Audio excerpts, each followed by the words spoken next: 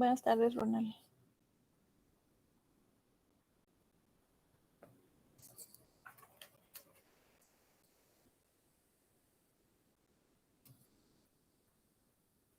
Bueno, ya como parte de los últimos puntos del programa, como se los había anticipado, vamos a hacer un análisis integral, básicamente de lo que hemos visto y de lo que pretendía el curso.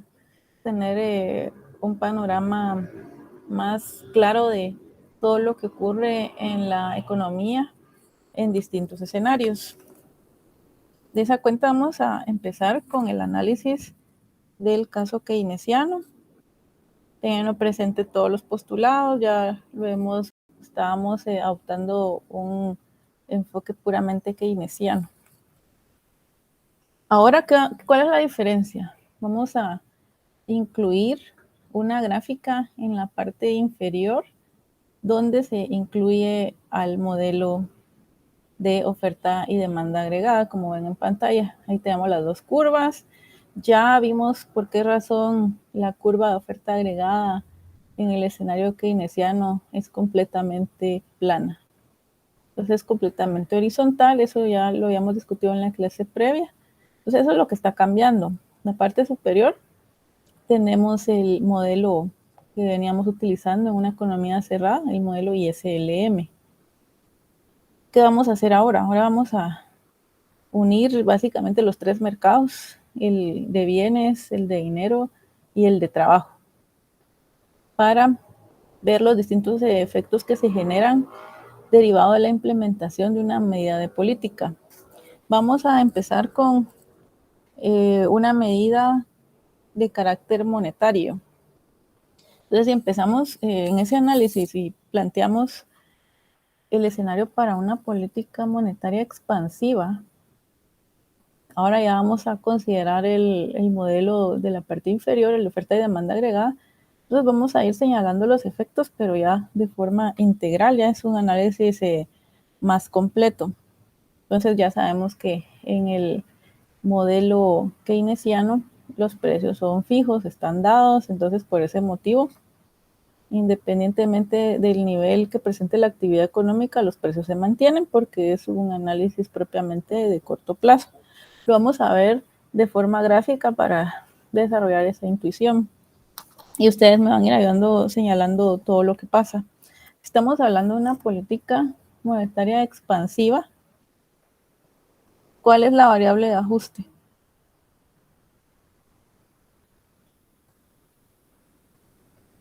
¿Cuál sería la variable de ajuste? Esto ya lo hemos visto antes, no es nada nuevo. Porque es lo que hemos venido estudiando desde la segunda unidad.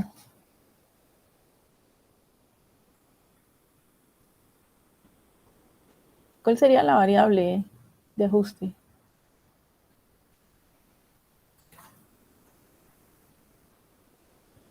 ¿Sí me están escuchando?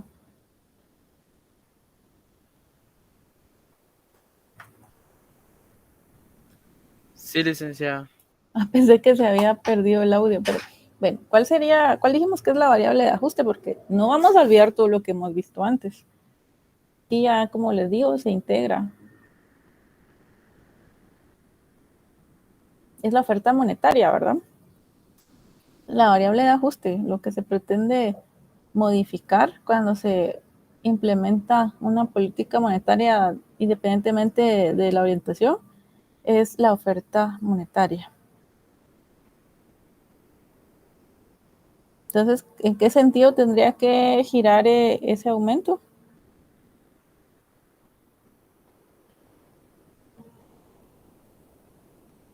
¿Cómo sería?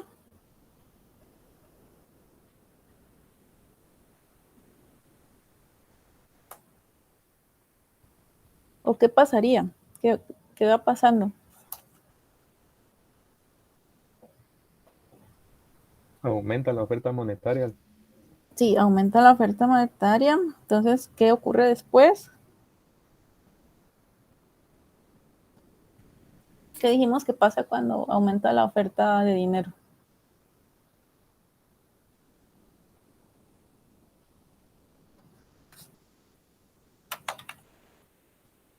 ¿Aumenta la demanda agregada?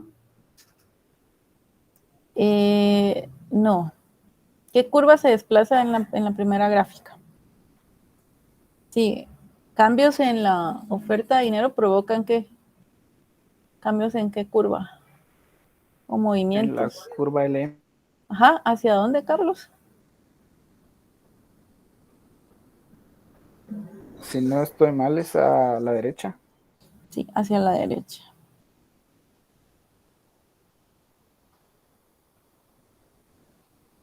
Entonces observamos ese movimiento hacia la derecha generado por el incremento en la oferta de dinero. ¿Qué otra cosa ocurre?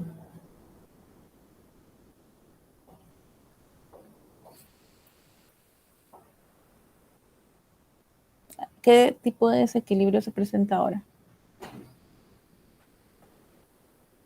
Esto ya lo habíamos visto, o sea, aquí, por eso empiezo con el caso más conocido, únicamente estamos agregando la gráfica inferior, pero la primera gráfica incluso ha sido evaluada.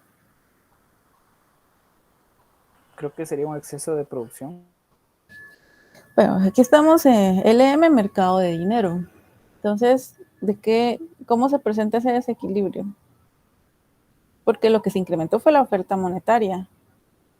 Entonces sería un exceso de demanda de dinero. No, un exceso de oferta porque la oferta fue la que se incrementó. ¿Sí? ¿Sí? ¿Sí me siguen?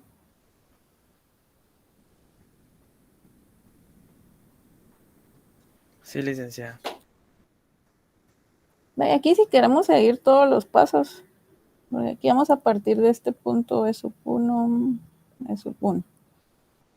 Entonces si queremos seguir con todos los pasitos, ¿qué pasaba después? O sea, decíamos, entonces se incrementa la oferta de dinero. Vemos entonces que ahora hay un exceso de oferta en el mercado de dinero. ¿Qué ocurre después?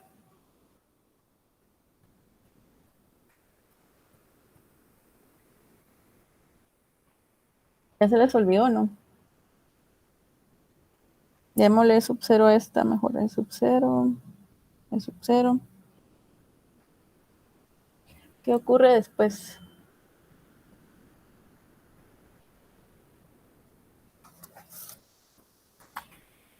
Ya se les olvidó qué pasa ante ese desequilibrio.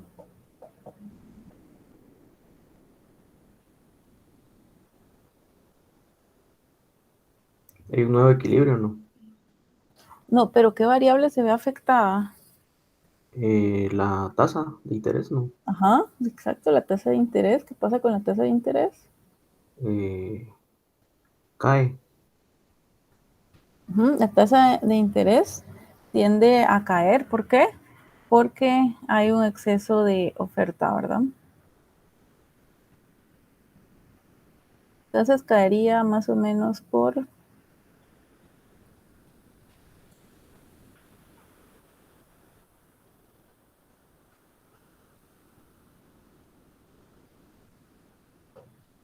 aquí. ¿Qué más pasa? Que ahora ya podemos relacionar todo.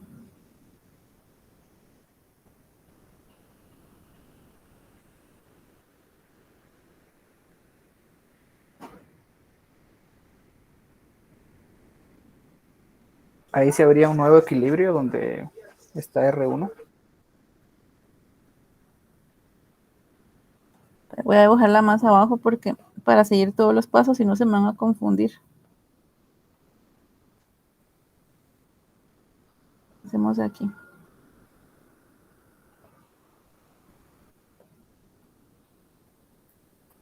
Como veo que no, ya se les olvidó un poco, entonces voy a seguir todos los pasos en la gráfica porque me iba a saltar algunos, ¿verdad? Entonces, dado el nivel de ingreso, hay un exceso de oferta en el mercado de dinero, entonces la tasa de interés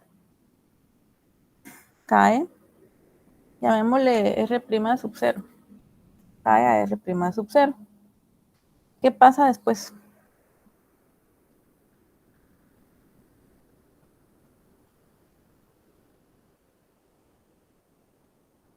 La tasa de interés afecta a la inversión. Exacto, ajá. ¿En qué forma afecta la tasa de interés a la inversión? Como disminuye la tasa de interés, aumenta la inversión.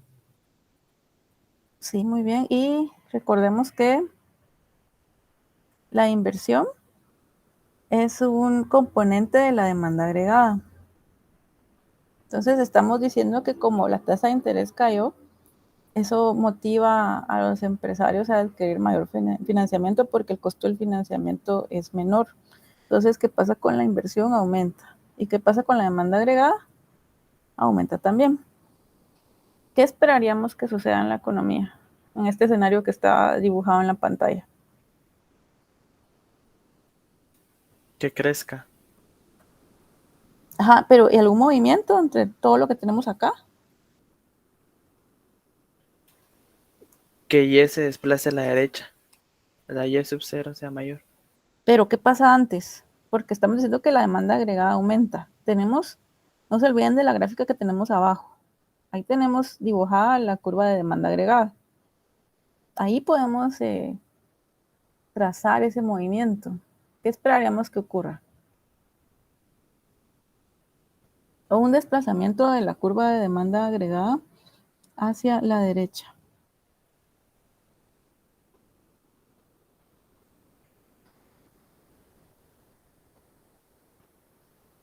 Sí, sí, sí me están siguiendo. O se me perdieron. Ahí está. Más o menos así. ¿Sí?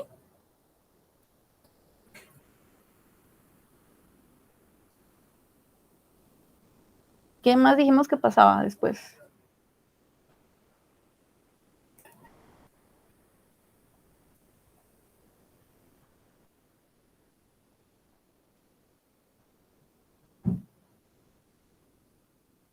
Aumentó la demanda agregada. Hay un desequilibrio entonces en el mercado de bienes, ¿verdad? La demanda agregada es mayor que la producción. ¿Un exceso de qué entonces tenemos ahora? Un exceso de demanda. ¿Qué dijimos que hacen los empresarios cuando la demanda empieza a incrementarse? Contratar. Sí, es decir, que las empresas empiezan a producir más para satisfacer esa demanda. ¿Por qué lo pueden hacer acá? Acá pueden hacerlo porque los precios son constantes, es decir, que las empresas pueden producir más porque sus costos, como dijimos que son, ¿cómo dijimos que son los costos? Hablábamos de eso en la clase anterior. Que eran Constantes. flexibles. Pero, alguien dijo constantes y que alguien más dijo otra cosa, no alcancé a escuchar. Yo habías hecho flexible. No, no, no. En el escenario keynesiano, tanto los precios como los costos son constantes, son fijos. Que los costos sean constantes se debe precisamente a que los precios y los salarios son fijos. Era lo que platicábamos cuando hablábamos de la oferta agregada. Por eso es que tiene esa forma, de hecho. Entonces, por eso es que los empresarios pueden producir más, porque no enfrentan cambios en los precios. Entonces, producen más. ¿Qué más pasa en la economía?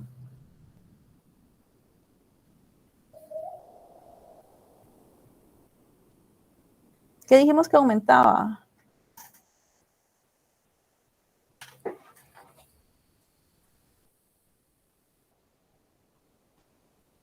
No se recuerdan.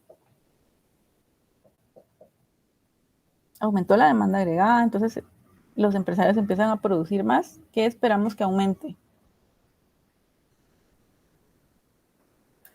El consumo. Aquí, bueno, primero aumentar la producción, ¿verdad? Es decir, aumenta Y. Y es el que aumenta. Tengo la impresión de que ya se les olvidó lo que vimos antes, ¿o me equivoco? Pasó mucho tiempo, ¿no? Ya démosle a este puntito y sub 1. Por aquí le voy a llamar prima sub 0.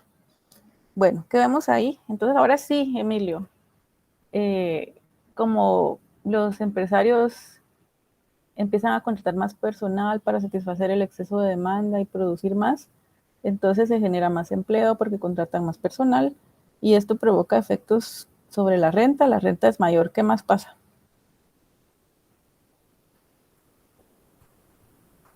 ¿Qué dijimos que pasaba?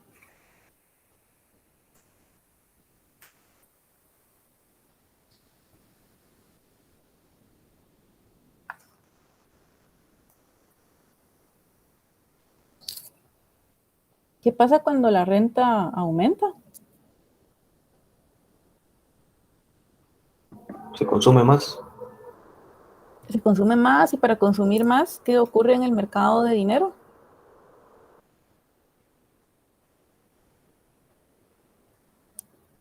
Aumenta la demanda de dinero por motivo de transacción, ¿verdad? ¿Sí recuerdan?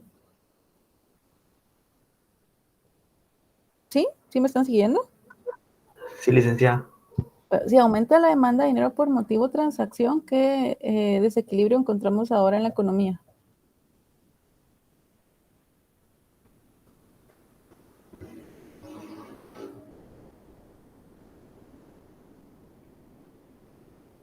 La demanda de dinero es mayor que la oferta porque la oferta está dada. ¿Qué presión genera este comportamiento, este desequilibrio en la economía?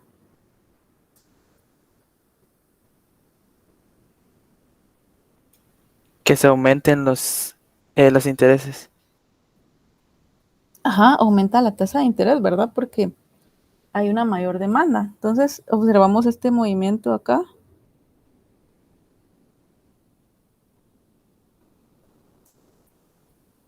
Y se alcanza una tasa de interés R sub 1 como lo tienen en pantalla. ¿Qué pasó finalmente en la economía al implementar una medida de política monetaria expansiva en el contexto keynesiano? Se observa un nuevo punto de equilibrio en el sub 1, donde la tasa de interés es R sub 1 y un nivel de PIB o de producción Y sub 1. ¿Sí? ¿Esta política es efectiva o no? Sí, licenciada. No es política efectiva porque estimuló el producto, ¿verdad? Era una política monetaria expansiva la que se implementó. Veámoslo también por el lado de una política fiscal, también pensando en un escenario expansivo. Aquí se esperaría que ya hayan logrado recordar los principales movimientos de las curvas asociadas. Entonces, si hablamos de una política fiscal expansiva, ¿de qué estamos hablando? ¿Cuál va a ser la variable que se va a ajustar? Pensemos en el gasto del gobierno.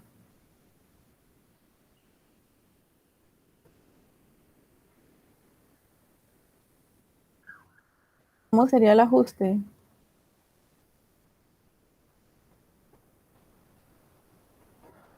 ¿Qué variable? En cuestiones de gráficas, la IS, ¿no? Pero primero, ¿qué variable es la que se ajusta? ¿Cómo es que el gasto del gobierno? ¿En qué sentido sería el ajuste? Un incremento, ¿verdad? Aumenta. Ajá. Va. Entonces, si aumenta el gasto del gobierno, ahora sí, Emilio, ¿qué pasa?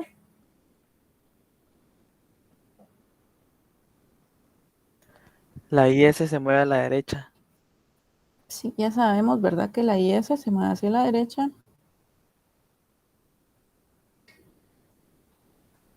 Y ese es sub 1. ¿Y qué más? Hay otro movimiento ahí abajo. ¿El gasto del gobierno es un componente de qué? De la demanda agregada. Exacto, de la demanda agregada. Entonces, ¿qué esperaríamos que pase?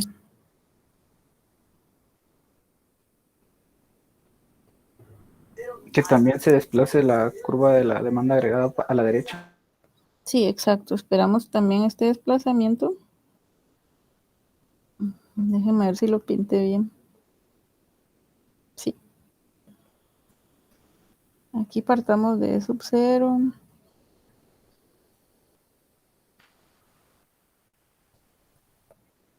Entonces vemos estos movimientos.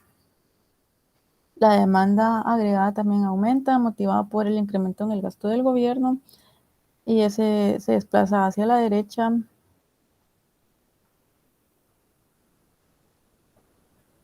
¿Qué más observamos?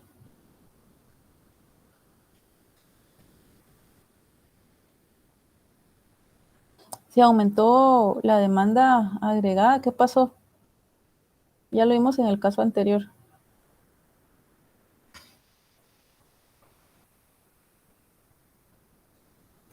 Hay más demanda de dinero por motivo de transacción.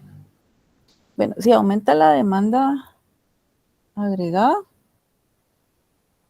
esta sería mayor que Y, ¿verdad? Hay un desequilibrio en el mercado de bienes, ¿sí o no? Entonces, ¿qué dijimos que hacen los empresarios para satisfacer esa mayor demanda agregada? Producen más. Producen más. Llamémosle Y' sub 0, Y' sub 0. Entonces, Y aumenta para satisfacer ese exceso de demanda. Ahora sí, creo que Aníbal era el que decía que pasaba después.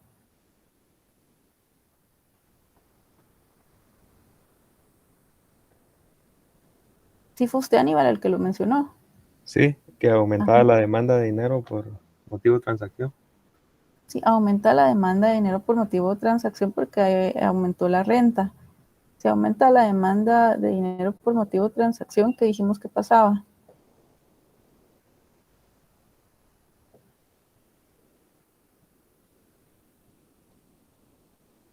Hay un desequilibrio en el mercado de dinero. Ajá, que presiona, ¿qué variable? La tasa de interés hacia arriba. Hacia arriba. Exacto.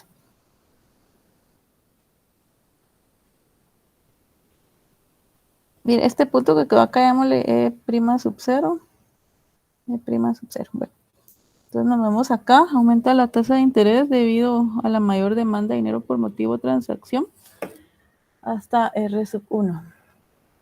¿Qué más pasa? ¿Qué pasa luego? ¿Con qué variable tiene relación la tasa de interés, dijimos?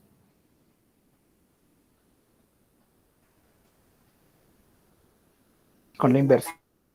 Con la inversión. ¿Qué pasa con la inversión entonces?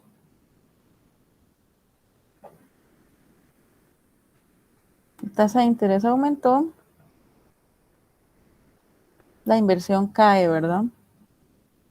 Cae porque el costo del financiamiento es más caro para las empresas. ¿Dónde vemos reflejado ese movimiento? Y. Producción. ¿Y en qué curva? Sí lo hemos reflejado en la producción, pero previo afecta a otra variable, inversión. ¿Dónde podemos visualizar la inversión en estas dos gráficas? En la segunda. La Ajá, ¿en demanda qué? agregada. Exacto. Dijimos que la demanda agregada es igual a C más I más G. Si G cae, si I cae, perdón, la demanda agregada cae. Entonces, ¿qué pasa con esa curva, Emilio? Se contrae a la izquierda. Exacto, más o menos por acá.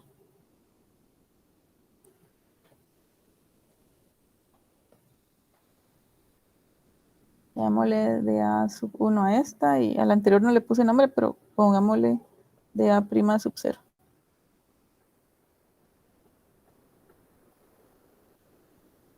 Entonces la demanda agregada cae. ¿Qué pasa luego?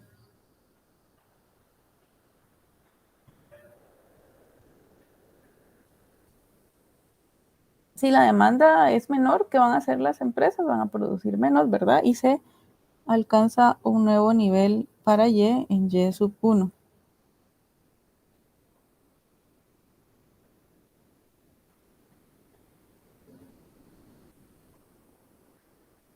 Entonces alcanzamos este nuevo nivel de equilibrio E sub 1.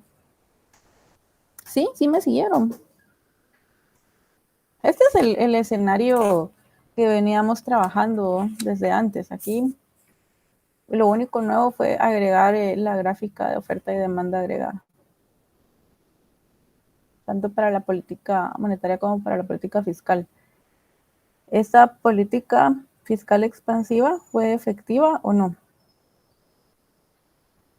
Sí, Sí, fue efectiva, ¿verdad? Vemos que se lograron los objetivos de estimular el producto hasta y eso uno.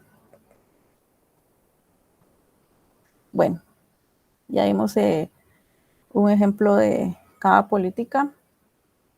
Ahora veamos el caso clásico, siempre teniendo presente las características es decir, los postulados de la escuela de pensamiento clásico. Esto es muy importante.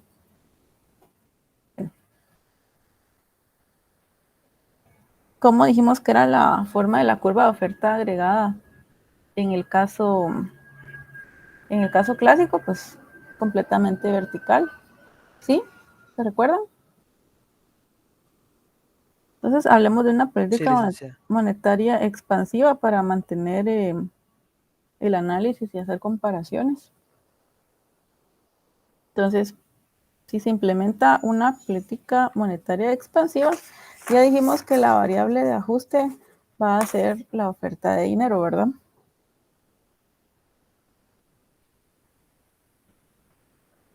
MS.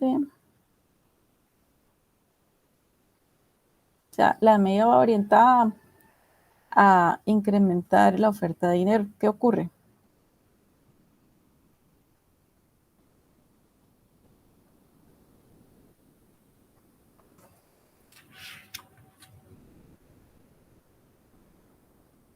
¿Qué es lo que ocurre acá?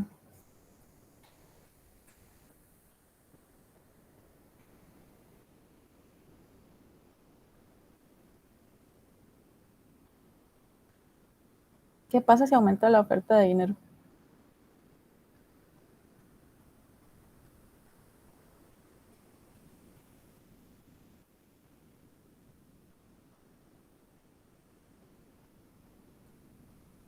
¿Qué curva dijimos que se desplaza?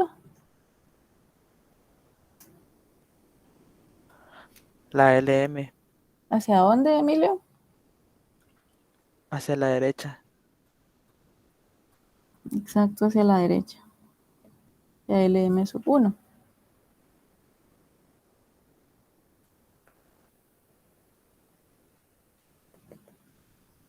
Bueno, ¿qué más pasa?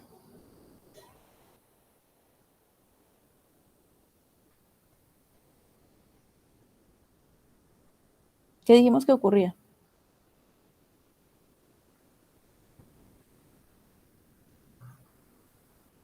Hay una mayor oferta, ¿verdad? En el mercado de dinero.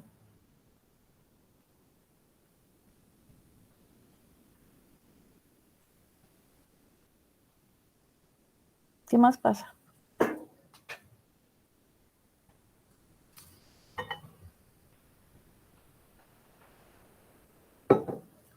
¿Qué tipo de desequilibrio? ¿Auri? Exceso de oferta. Entonces, ¿qué variable presiona Auri?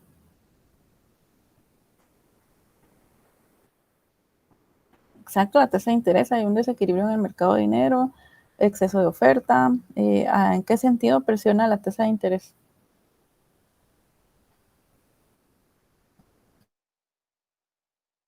La tasa de interés cae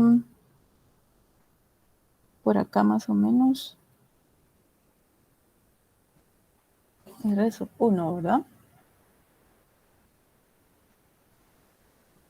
¿Qué pasa después? Si la tasa de interés cae, ¿qué dijimos que pasa con otra variable? La inversión aumenta. La inversión aumenta, exacto.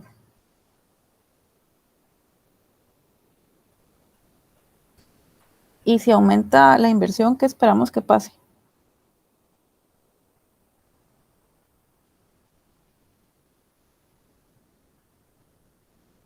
Me aumentaría la demanda agregada. Entonces, ¿qué movimiento esperamos? Un movimiento a Hacia la la derecha. derecha. de la curva de demanda agregada, ¿verdad?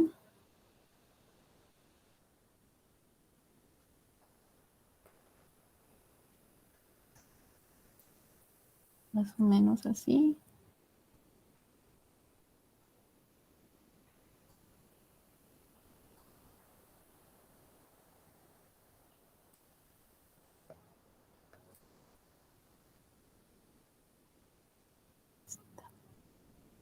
Llamémosle demanda agregada sub 1.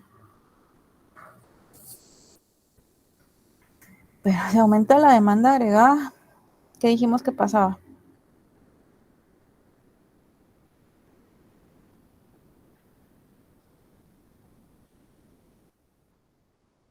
Ajá.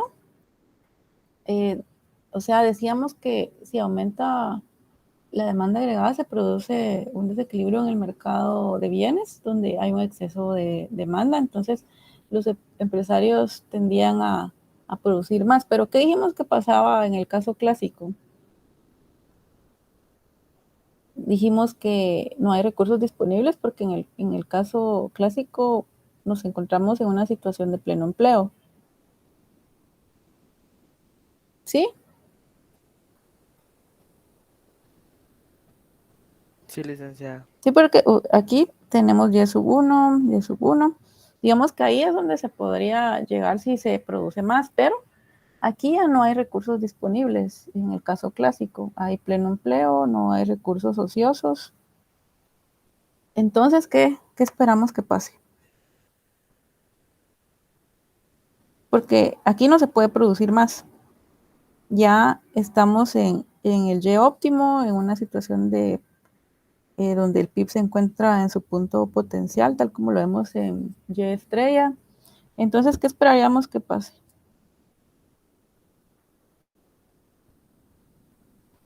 Si no se puede producir más y hay una mayor demanda, y aquí recordemos que los precios son flexibles, ¿qué pasa? Aumentar precios.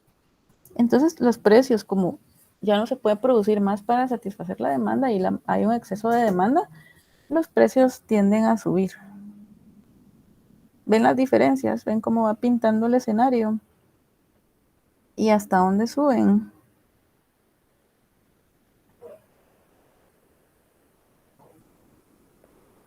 Llamémosle P sub 1. ¿Sí lo ven? Y aquí no termina la historia. Aquí no termina. ¿En dónde encontramos P?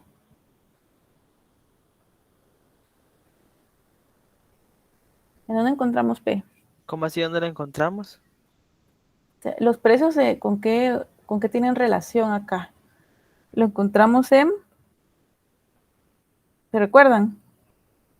En la oferta de dinero en términos reales.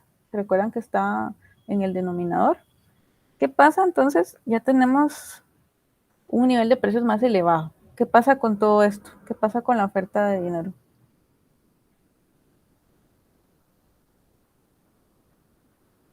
Aumenta. Se reduce. Sí, se contrae, Emilio, se contrae porque está en el denominador. Póngale números y lo va a comprobar. Entonces todo esto cae, aumentan los precios, entonces cae la oferta de dinero en términos reales. ¿Qué creen que pasa después?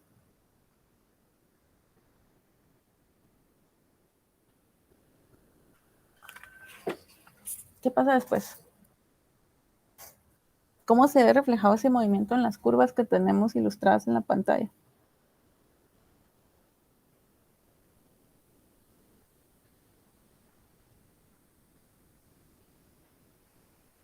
Regresa a su punto, licenciada, ¿no? Sí, exacto.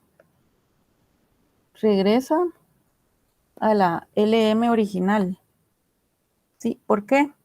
Que vemos que los precios subieron y los precios van a subir en la misma proporción en que aumentó la cantidad de dinero, que fue de donde partimos, ¿verdad? Partimos de esta medida, un incremento en la oferta de dinero. Entonces vemos que finalmente lo que ocurre, porque estamos en un nivel de pleno empleo, en el punto de donde el PIB es potencial, no se puede producir más, ya dijimos por qué, aquí no hay desempleo, entonces no se puede producir más, no se puede satisfacer la demanda, los precios suben, entonces esto tiene efectos sobre la oferta de dinero en términos reales y los precios van a subir entonces en la misma proporción en que sube la cantidad de dinero. Es decir, que si se sube en 5% la cantidad de dinero, los precios también van a subir en 5%, por ejemplo.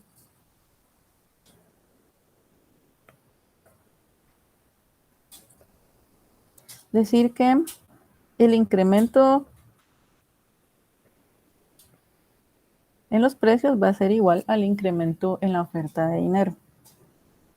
Pero regresó y vimos que la LM regresa, pero ya no, el nivel de precios ya no se reduce. Es decir, que los precios aumentan. ¿Y qué pasa con la actividad económica? ¿Se logra estimular o no?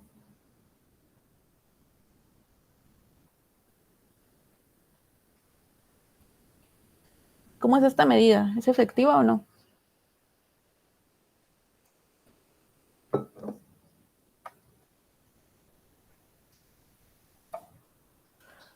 ¿Es neutral, no? ¿O no? No se puede eso. Sí, no, sí, de hecho se llama, esto tiene un nombre. Esto se llama neutralidad del dinero.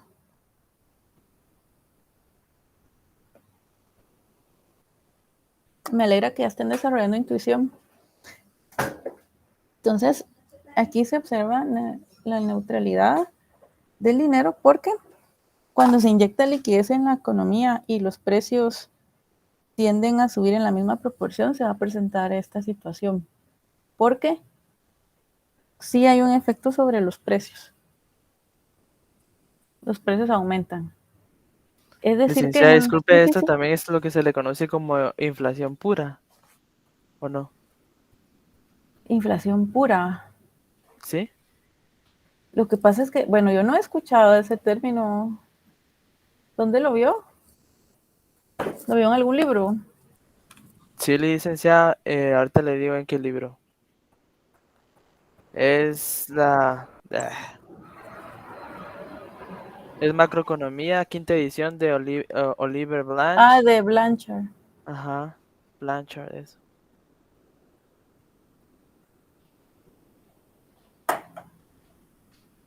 Bueno, es que la inflación pura yo no la vería así, Emilio, yo la vería como la inflación que se genera propiamente por los efectos de la actividad económica, no por una medida de política monetaria o fiscal. Yo la vería así. No sé si así lo describe Blanchard, porque neutralidad del dinero es otra cosa. Es cuando nos encontramos en un contexto donde ya estamos en el punto potencial en la economía. O sea, el PIB está en su punto óptimo. Entonces no tiene sentido estimular la economía porque ya nos encontramos ahí. Sí, Emilio, no sé si cómo lo describía Blanchard. No creo que haya sido. Pues él decía que inflación pura era cuando los precios y los salarios se incrementaban en la misma proporción. Ahí es diferente, ahí estamos hablando de otra cosa. No, por eso le decía que no estamos partiendo de medidas de política, que inflación pura es justo la que se genera por las condiciones del mercado, no por la intervención estatal. Así lo entendería yo. No sé si me explico, Emilio. Sí, licenciada. Bueno, entonces, Sería por efectos de mercado. sí, la inflación pura sí, pero aquí hay una intervención estatal porque hay una medida de política monetaria expansiva. Entonces, aquí lo que vemos es que, ¿qué pasó con el nivel de oferta monetaria? Es igual, ¿verdad? Es igual, terminó en el mismo nivel, ¿sí? Pero el nivel de precios aumentó. A eso es lo que se le conoce como neutralidad del dinero. ¿Sí? Veamos la política fiscal también expansiva.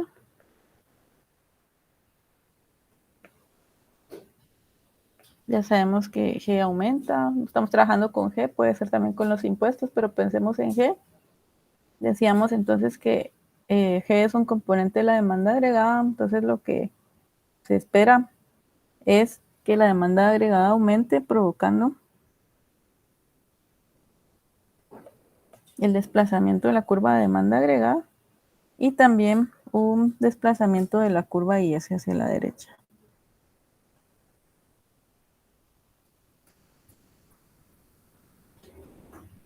¿Sí? ¿Sí me van siguiendo? Sí, licenciada.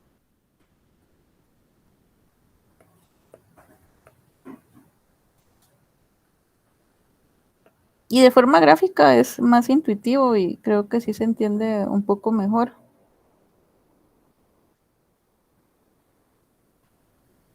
Y ese sub 1 de manera sub 1.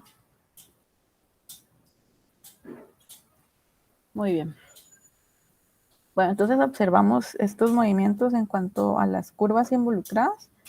Estamos ante la presencia de un desequilibrio en el mercado de bienes. La demanda agregada es mayor que la oferta. Entonces hay un exceso de demanda. ¿Verdad? Esperaríamos entonces que se pudiera producir hasta acá, hasta IB sub 1. Pero ¿qué dijimos que pasaba? ¿Se puede producir más o no? No. No se puede producir más porque hay pleno empleo, ¿verdad?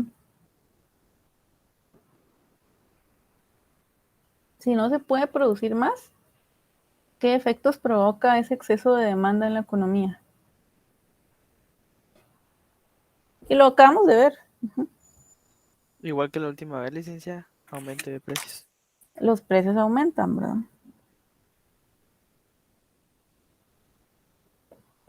Hasta P sub 1.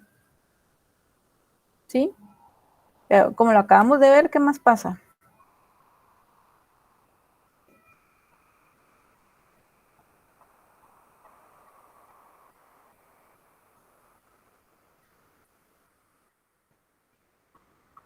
Que volvía a P sub 0. No, ahí no se vuelve a P sub 0 porque hay un exceso de demanda, entonces no se puede producir más, pero se demandan más productos en el mercado de bienes. Entonces esto presiona los precios y lo empuja hacia arriba, hacia P sub 1. Pasa algo más, lo Entonces acabamos de ver. aumenta la demanda de dinero por motivos de transacción. No, aquí no se puede, por eso subieron los precios, no se puede. Ah, cierto, perdón. En el caso clásico no se puede. ¿Qué dijimos que pasaba? ¿Qué dijimos? Este aumenta, ¿qué pasa? ¿Qué pasa? Disminuía la oferta monetaria. Cae la oferta de dinero en términos reales. Entonces, cuando ocurre esto en la economía, ¿qué pasa? ¿Qué curva se contrae?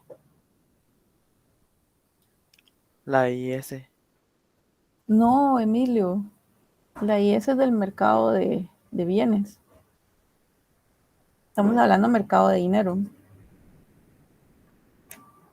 Oferta de dinero, ¿qué desplazamiento provoca?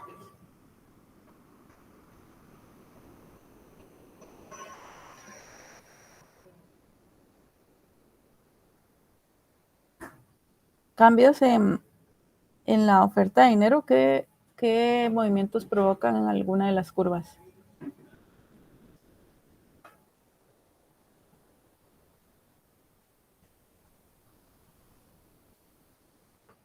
¿Qué pasa? La LM, ya se les olvidó.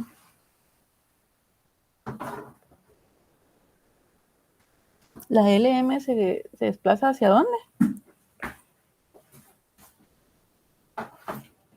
¿Hacia dónde se desplaza la LM? A la izquierda. Exacto, a la izquierda, ajá. Se contrae, ¿verdad? LM supone. Sí, ¿qué más pasa?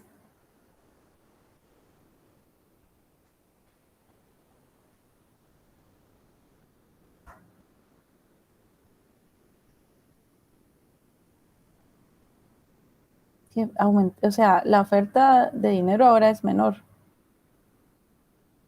¿Qué variable se ve afectada?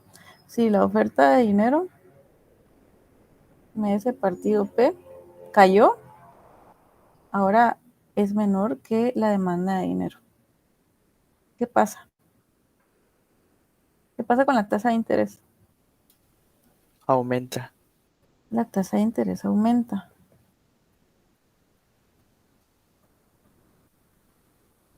¿Hasta dónde aumenta? Hasta acá. Hasta R sub 1.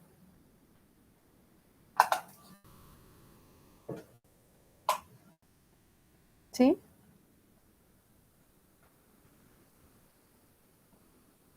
¿Qué más pasa?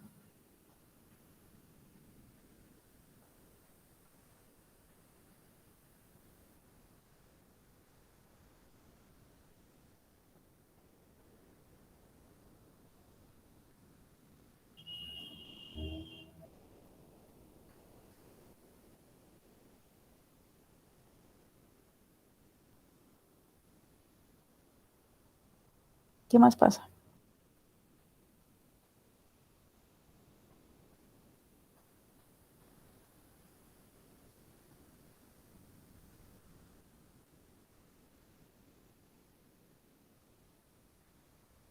¿Con qué relación tiene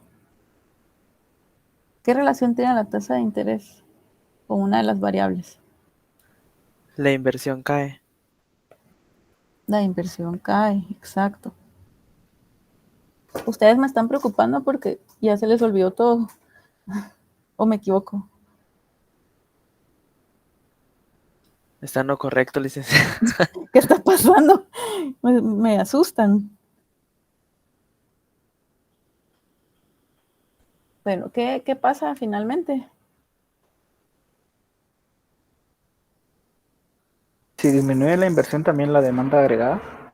Sí, entonces, ¿qué pasa finalmente?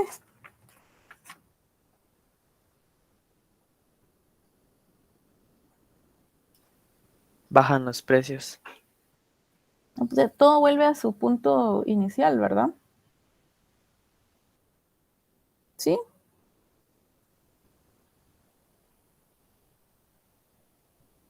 La inversión cae la demanda agregada. Entonces, ¿qué estamos viendo aquí? ¿Cómo es esta política? Porque el gobierno, ¿por qué es que decidió el gobierno incrementar su gasto? ¿Cuál era su objetivo? Aumentar la producción, estimular la economía. Pero no tiene sentido en este contexto porque ya la economía se encuentra en su nivel potencial. Entonces, no se puede producir más. O sea, el PIB no va a crecer más allá de eso porque estamos en el caso clásico.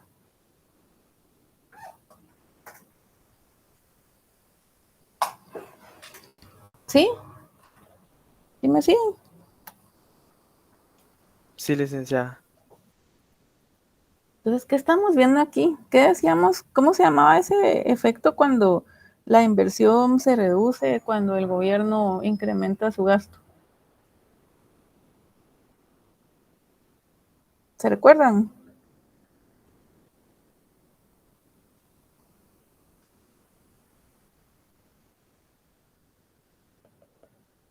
Se llamaba efecto expulsión, ¿verdad? Solo que aquí es el efecto expulsión total. ¿Qué quiere decir eso? Que la inversión se va a reducir en la misma proporción en que el gobierno incrementó su gasto. ¿Sí? Es decir, lo mismo que aumentó G, se reduce I por esa explosión provocada por la tasa de interés. ¿Sí me explico? Va, quedemos acá. ¿Alguna conclusión respecto a los casos clásicos?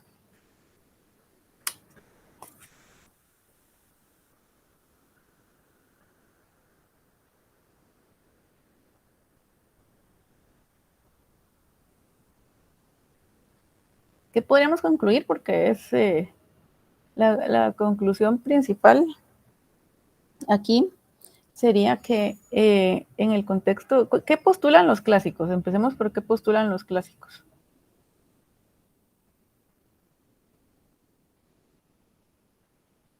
¿Qué postulan los clásicos? ¿Lo recuerdan? Que el mercado se regula solo. Exacto, entonces, ¿qué quiere decir eso? Que ellos no abogan por la intervención estatal. Cada oferta crea su propia demanda. Se recordarán de la ley de Say, ley Safer, etcétera.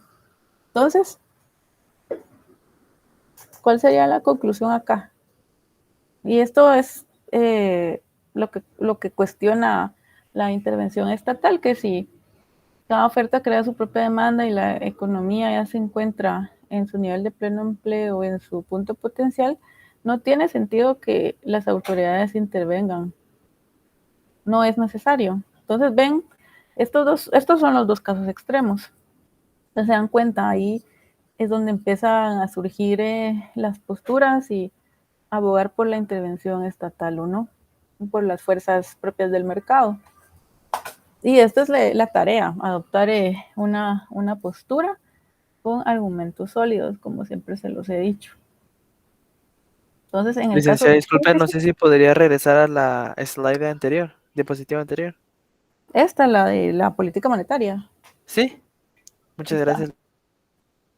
Sí, entonces, tanto cuando se implementa una política monetaria o fiscal, no tiene sentido para el caso clásico, porque hay pleno empleo, el PIB está en su punto óptimo.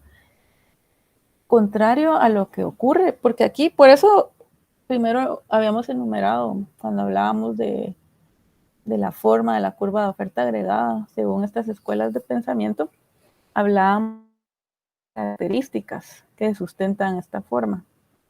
En el caso keynesiano, ahí sí se justifica una intervención estatal porque hay niveles elevados de desempleo. Decíamos que esto se construye en la crisis de los años 30, en la Gran Depresión. Entonces, planteamos todos los elementos que caracterizan ambos escenarios y llegamos a esto. ¿Qué viene después? En la última clase, que sería la del jueves, vamos a ver el caso intermedio, que tal vez es el que puede ilustrar una situación más cercana a la realidad. Aunque les he de decir que en algunos momentos las economías sí se pueden encontrar en su nivel de pleno empleo. Para ello es necesario conocer si existe o no brecha del producto. ¿Sí? ¿Dudas?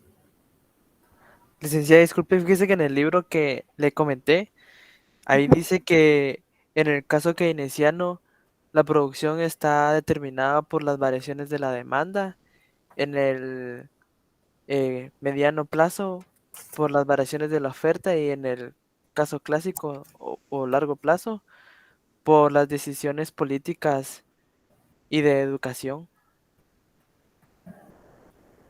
Pero me confundí ahorita un poquito eso porque entonces no tiene sentido, ¿ah? O sea, lo que pasa es de que el largo plazo es el caso clásico. El mediano plazo vamos a abordar ese escenario en la siguiente clase, el escenario intermedio, caso intermedio. Entonces, ya cuando hablamos de educación, como está hablando por el lado de la oferta, ¿verdad, Emilio? Sí, Está asociado a productividad. ¿Se recuerdan que veíamos eso también cuando se logra un desplazamiento de la curva de oferta agregada? Y decíamos que es cuando, por ejemplo, ocurre una mejora tecnológica, que fue lo que vimos anteriormente.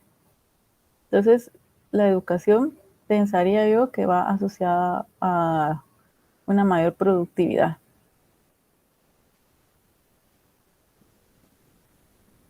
¿Sí, Emilio, o no? sí, me queda claro. Y con respecto al caso keynesiano, que sí está determinado por las variables Sí, por de la demanda, sí. la demanda. Es Ah, porque ok. es de corto plazo el enfoque. Ajá. Ah, ok. Sí, cuando hablamos de oferta, ya a veces encontramos aspectos estructurales como el de la educación. ¿Sí? No importa que empecemos, digamos, así como en el caso que estudiamos, que empezamos con la oferta monetaria. Eso tiene nada que ver. No le entiendo. ¿Cómo así? Nosotros empezamos ahorita a estudiar las gráficas de que aumentamos la oferta monetaria, ¿no? Ah, sí, lo que pasa es que yo aquí quiero que se vea por qué razón se interviene o no se interviene en las economías, en estos enfoques. Entonces, aquí de una vez, es que lo que pasa es que aquí ya está más sintetizado. Entonces, aquí ya está digerido el análisis, entonces se incluye medidas de política para poder comprender todos los movimientos. No importa si es una política fiscal o una política monetaria. Y el sentido tampoco importa, o sea, las conclusiones van a ser similares. Muchas gracias, licenciada. ¿Sí? ¿Alguien más? Si no, les comento que les dije que hoy voy a estar revisando aquellos casos que están cerca de zona mínima. Aunque aquí ya muchos ya, yo creo que varios ya hay por ahí quienes ya casi ganaron el curso. Un puntito le falta a alguien por ahí. Entonces, para que vean que no son solo notas bajas, hay buenas notas. Todavía les faltan 30 puntos. Pueden obtener una buena nota aún, los que ya llegaron, pues ya tienen ganado el curso. Y los que no, pues vi por ahí algunos 30, 29, eso los voy a revisar. Por eso les dije que mañana pueden consultar ya la nota oficial en cuanto a la zona. Sí, Manfred. Disculpe, licenciada, fíjese que yo le envié un correo, no sé. Ah, sí, yo creo que lo vi, es que usted me preguntaba vamos a ver, por el parcial, creo, ¿verdad? Ajá.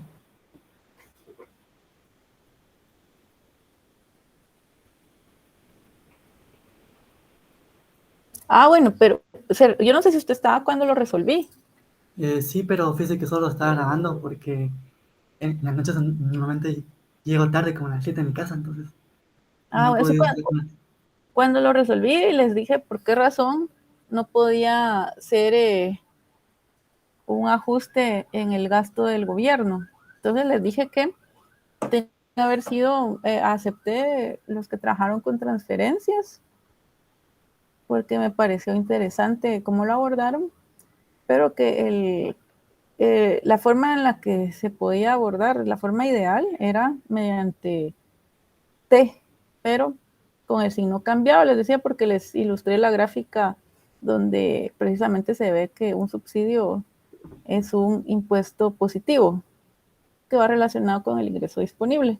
Entonces, por eso, cuando lo resolví en esas dos clases, señalaba por qué no era un ajuste por medio del gasto del gobierno, porque la mayoría lo hizo así. Les decía que de hecho ese fue un ejercicio que hicimos en clase. Y algunos solo copiaron, lo pasaron de sus notas al examen, pero la información era diferente. Ya, sí, es que yo intenté de plasmar lo que estaba pensando en el examen, pero, o sea, según mi idea, como un subsidio, como les expliqué en el correo, pero Sí, sí ese sé. caso casi todos lo tenían como G, pero lo ideal no era G, Ujú. lo ideal era T o TR. Eso era Ya. lo ideal. Sí, ahorita no recuerdo si usted tenía problemas con la zona, no me recuerdo. No, yo sí llegué a zona mínima, Ah, pero bueno, usted es ambicioso entonces. no, es que, es Ya ve, que, es que a algunos les fue muy bien con las preguntas, pero a otros les fue mal. La mayor parte del tiempo les va mal en la selección múltiple. Por eso solo dejé 5, pero aún así a algunos les fue muy bien y como se calificó procedimiento. Y si tenían todos los laboratorios, tenían 10 puntos. Si hicieron el ensayo, por cierto, ya les di retroalimentación y también le pedí a algunos que lo puedan mejorar para poder publicarlo. ¿Sí? ya. Pero para aquellos que tienen problemas de zona mínima, voy a estar revisando cuando les falta poco, porque voy a revisar la asistencia, como les dije desde el inicio del curso. Entonces, no está perdido del todo. ¿Sí? ¿Alguien más? No, si no, nos vemos el jueves para el escenario intermedio y un punto por ahí que falta. Y si da tiempo, pues se traigan sus dudas puntuales para poder abordarlas antes del examen, que es el 16, es de los últimos exámenes el nuestro. Un punto extra, licenciada. No. Usted está súper bien, Emilio.